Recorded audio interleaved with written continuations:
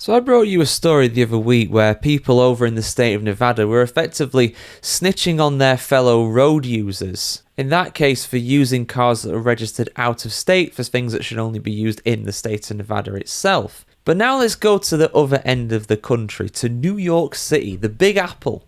Because people in NYC are cashing in by filming tailpipes of certain cars. Now you might be thinking, why? Why is that getting the money? You're probably thinking that this is all to do with a congestion charge over in New York City, and it's not directly linked to that, although it is of a similar kind of thinking when it comes to trying to clean up the air in NYC. Turning in truck drivers is turning into serious money for some New Yorkers.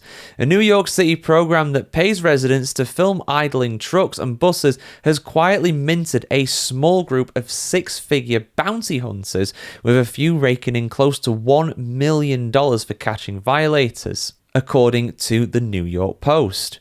Launched in 2019 to cut down on commercial vehicles pumping out exhaust while parked, the initiative gives New Yorkers a share of the fines when they submit video evidence.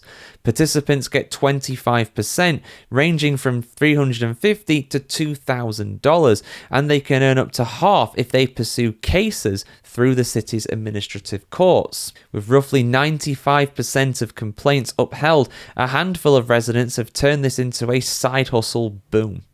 City records show 5 top earners have each collected between $580,000 and $900,000. Understandably, submissions are surging. Reports jumped from around 49,000 in 2022 to roughly 122,000 last year, and more than 100,000 this year so far. However, that has fueled the debate about whether the program is veering away from its original environmental mission. Officials note that most complaints come from wealthier neighborhoods, not communities hit hardest by truck pollution, and critics say the effort was designed to protect public health, not function as a private income stream. Every day they're hustling though, I guess, in the words of Rick Ross. City Councilman James Gennaro, who's the chair of the Environmental Committee, said the following on this, quote, "The days of the six-figure bounty hunters are over," end quote.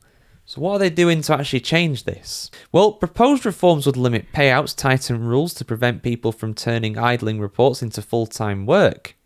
Supporters counter that enforcement is important, and if a few residents are willing to stand outside recording exhaust, the city shouldn't punish them for doing it well. But this whole program in general has very much courted controversy. Like I said in the intro, this isn't directly to do with the congestion charge, but that is very much the thinking in New York. They want to get the pollution down, and this is a way that they think they are doing it. However, some people do say that depending on how long you are actually idling an engine, in this case a diesel engine for most of these vehicles given they are big trucks, that is actually better for the environment than stopping an engine and restarting it. Again, it depends how long this is going for and the actual vehicle in question, but that is a very valid case. It's also less wear and tear on the engine as well if you're leaving it idling rather than starting and stopping it all the time.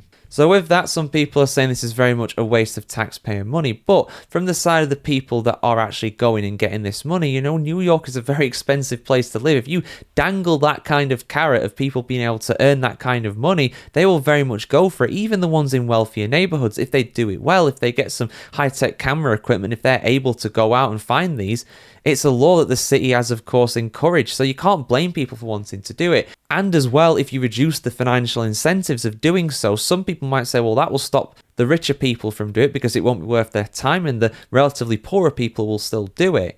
But by the same token as well, less poorer people might do it as well. They may go and get something that is more sustainable, that is more lucrative for them rather than doing this. And as well, if they're catching things that shouldn't be punished and wasting people's time, then surely those cases would be thrown out. But as the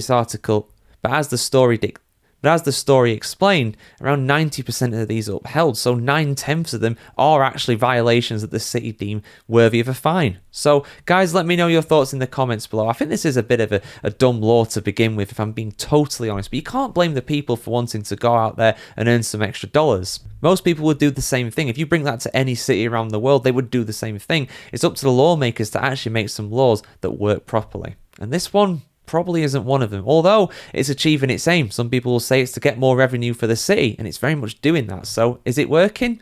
In a sense, yes, it is. But also in a sense, no, it's not. Like, share, comment, subscribe if you want to see more like this, guys. Have a fantastic day wherever you are in the world today, and we'll see you very soon.